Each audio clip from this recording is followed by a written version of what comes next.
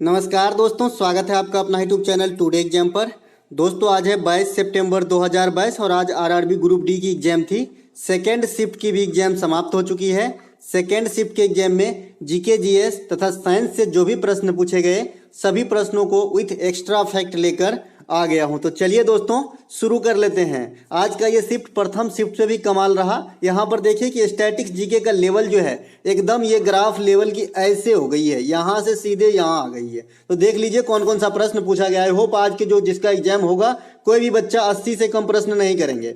एक प्रश्न आया था कि नवाचार सूचकांक 2021 के अनुसार भारत में प्रथम स्थान किस राज्य का है। रिपीट किया हुआ प्रश्न है ये भी बताए गए हैं एनालिसिस के दौरान। तो ये आपका कर्नाटक का है।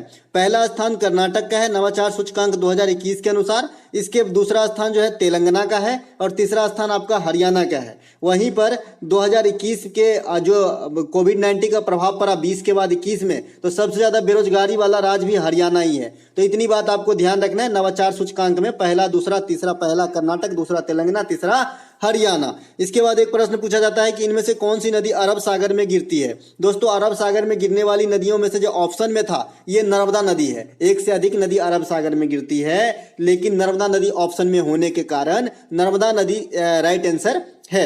नर्मदा नदी, ताप्ती नदी, सिंधु नदी, ये सभी अरब सागर में गिरने वाली प्रमुख नदियां हैं। इसके अलावा स्वर्णरेखा,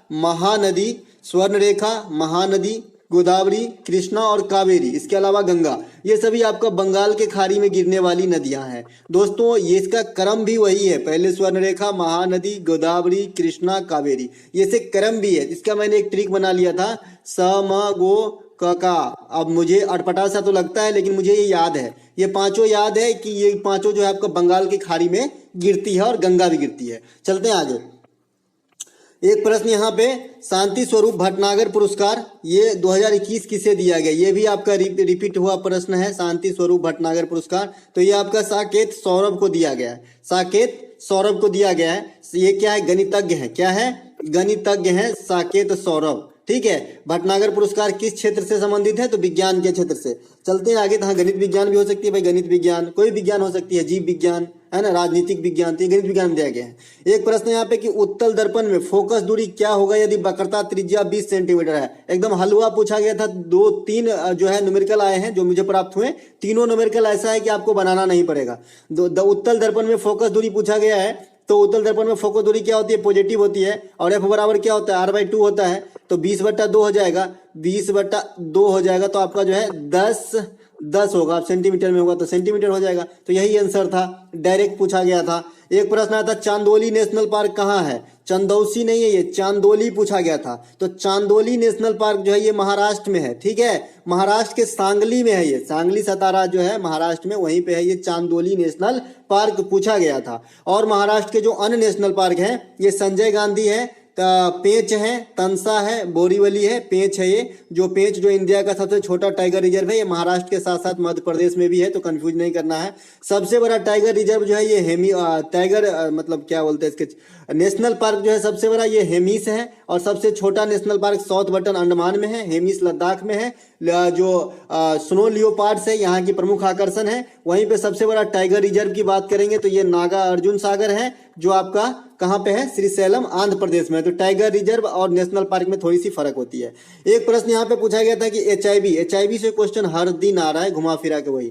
तो एचआईवी से पूछा गया था कि एचआईवी किस प्रकार का रोग है, या एचआईवी में क्या नाश हो जाता है। या फिर ऐसा पूछा गया था, कुछ बच्चे ने बताया कि अगर एचआईवी किसी आदमी को कोई बीमारी लग जाता है तो कौन सी बीमारी लग जाए तो उसका रिकवर नहीं कर पाएगा। तो एचआईवी में क्या होता है, इस बीमारी से लड़ने की जो हमारा क्षमता होता है वही खत्म हो जाता है, रोग प्रतिरोधक क्षमता ही खत्म हो जाता है। बार बार एकदम जस्टिफाई करके समझाया हूं उदाहरण देके। ठीक है, तो यहाँ पे क्वेश्चन कोई भी छोड़ के नहीं आएगा। तो प्रतिरोधक क्षमता ही खत्म हो जाता है। मान लीजिए कहीं ब्लेड से ना कट गया हमारा हाथ, अब वो घाव नहीं कभी ठीक होगा, तो क्योंकि बीमारी से लड़ने की क्षमता नहीं है हमारे पास। मान लीजिए किसी को अगर एड्स हो जाए, भगवान न करे किसी को हो, ये बहुत ही खतरनाक बीमारी है। एचआईवी वायरस से होती है एड्स, है ना। इसके बाद असुरक्षित यौन संबंध से होती है, असुरक्षित रक्ताधान से होती है। इसके अलावा अगर किसी भी प्रोसेस से एक आदमी की ब्लड जो पहले से संक्रमित है उसका ब्लड दूसरे के अंदर चला जाए तो हो सकती है।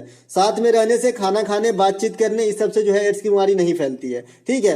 एक प्रश्न यहाँ पे आया था, ब्लीचिंग पाउडर का रासायनिक सूत्र। सब दिन बता रहे हैं ना कि पूछेगा, अरे सस्ता है मतलब हल्का है तो क्या पूछेगा नहीं एग्जाम में, तो पूछा था यहाँ पे CaOCl2 ब्लीचिंग पाउडर का रासायनिक सूत्र है, पूछा गया था। इसका रासायनिक नाम आपका जो होता है कैल्शियम हाइपोक्लोराइट होता है। और ये बनाने की प्रोसेस क्या होती है कि क्लोरीन गैस पे शुष्क बुझा हुआ चूना पर जब क्लोरीन गैस प्रवाहित करते हैं तो आपका ब्लीचिंग पाउडर का निर्माण होता है। तो बनाने की भी जो विधि है आपको आना चाहिए। इसके बाद जिप्सम के निर्जलीकरण से जो है आपका प्लास्टर ऑफ पेरिस बनता है, CaSO4 हाफ H2O, जिसका रासायनिक नाम आपका जो है कैल्शियम सल्फेट हेमीहाइड्रेट है। प्लास्टर ऑफ पेरिस के उपयोग भी आपसे पूछा जाता है और ब्लीचिंग पाउडर का भी पूछा जाता है। तो ब्लीचिंग पाउडर का जितने भी जीवाणु कीटाणु वगैरह मारने में होती है, ब्लीचिंग पाउडर का हो गया। प्लास्टर ऑफ पेरिस का मूर्ति का सांचा बनाने में डॉक्टरों के द्वारा गृह उद्योग में हो गया।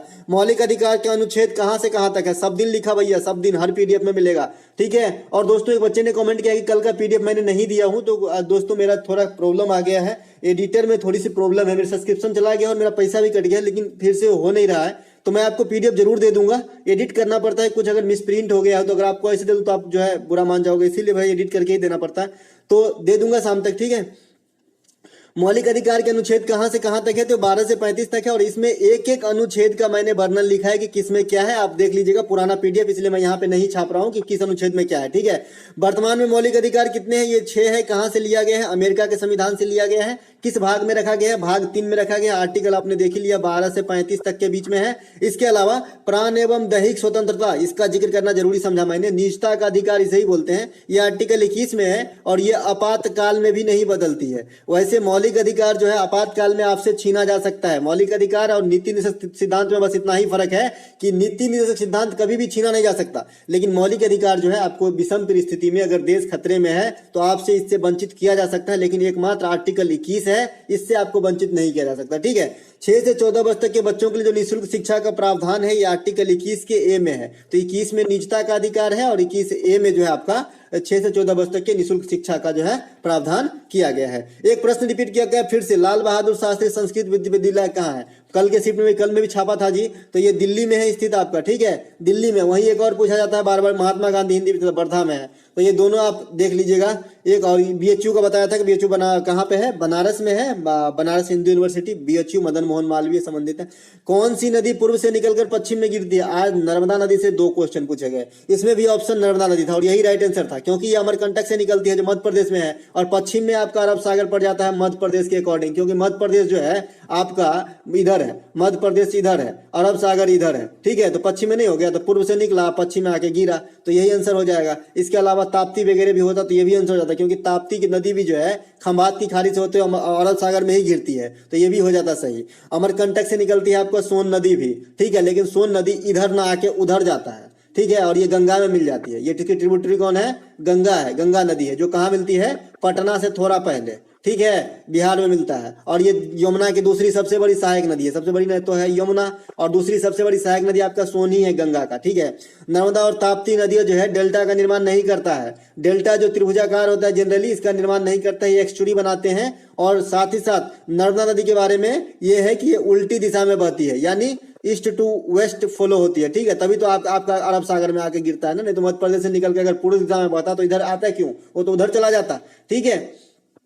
चलते हैं आगे।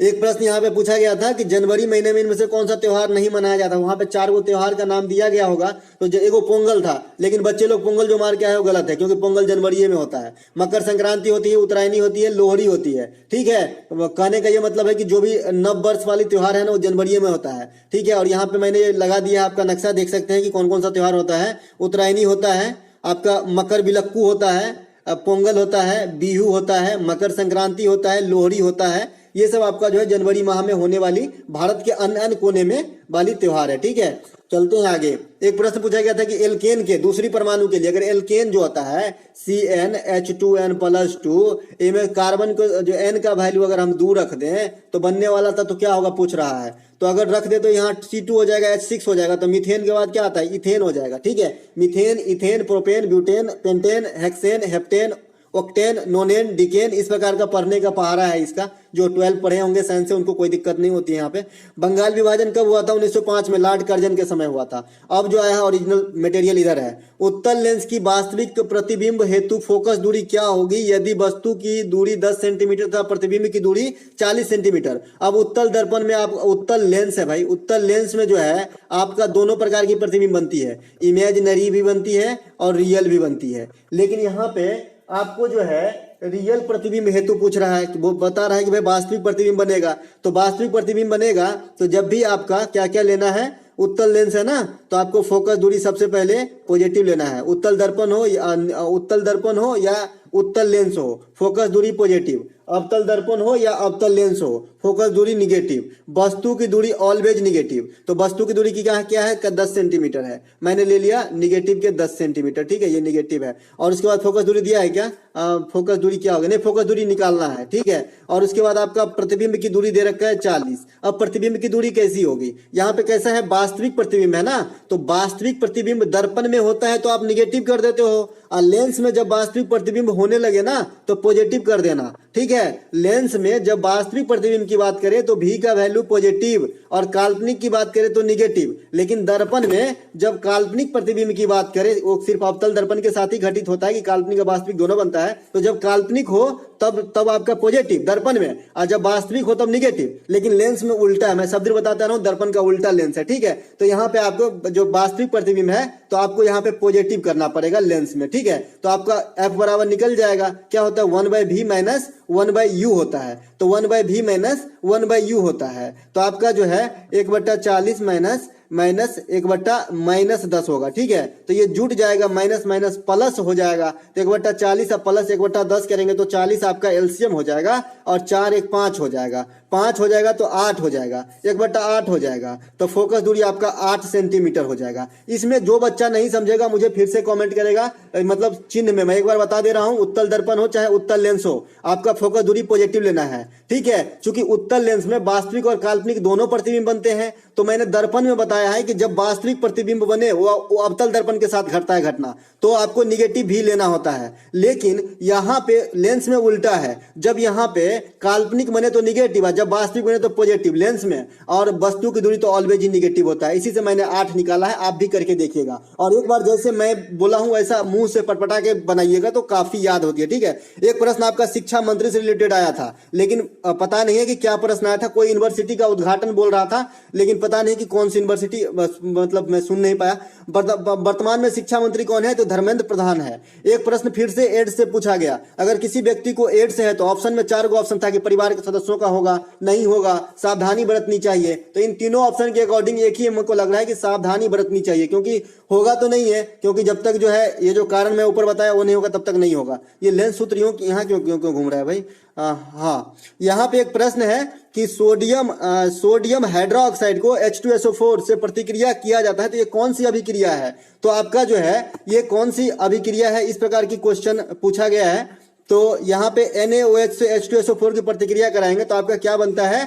Na2SO4 क्या बनता है? NaO2SO4 H2O, ठीक है। तो आपका ये है प्रोडक्ट बन जाएगा Na2SO4। ये पहले भी पूछा गया है एक बार और आज भी पूछा गया है। यहाँ पे प्रोडक्ट बनाने की बात कही गई थी, प्रोडक्ट ही बनाने की बात कही गई थी, तभी मैं प्रोडक्ट लिखा हूँ। NaOH H2SO4 से जब सोडियम हाइड्रोक्साइड को सल्फ्यूरिक अम्ल से प्रतिक्रिया कराते हैं तो Na2SO4 बनता है, और आपका जो है H2SO4 बन जाता है, मतलब ये क्या बोलते हैं, H2O जो है बाहर निकल जाता है, ठीक है।